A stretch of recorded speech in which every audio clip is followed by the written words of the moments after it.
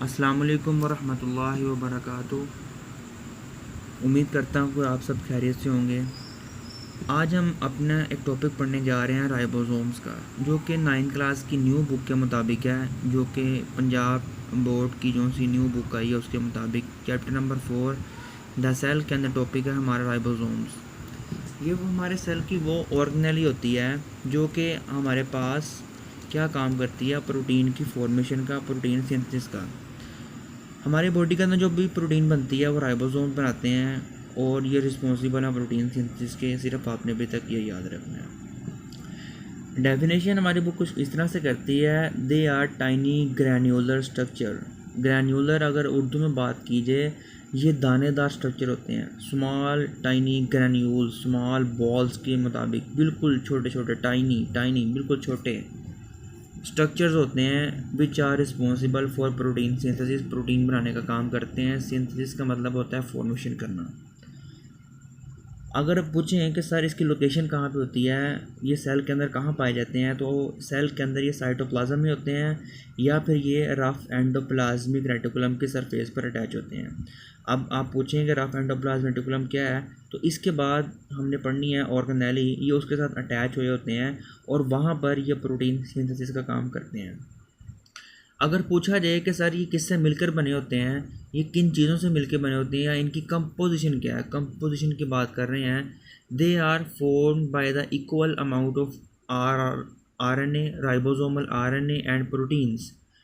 Ribosomal RNA और protein. अगर मैं बात करूं राइबोसोमल आरएनए और प्रोटीन की, अगर मैं कहूं कि राइबोसोमल आरएनए 50% है तो 50% ही प्रोटीन होगी। अगर 10% राइबोसोमल आरएनए है तो 10% ही प्रोटीन होगी।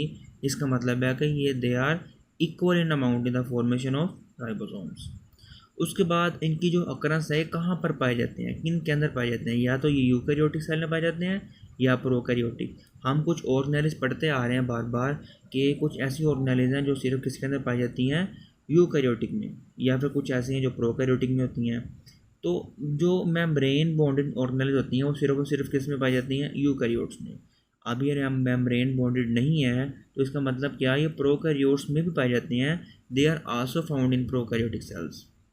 तो सिर्फ डिफरेंस कहाँ पे आता है, इनके साइज़ में। यूकैरियोट्स के अंदर भी होते हैं और प्रोकैरियोट्स के अंदर भी होते हैं।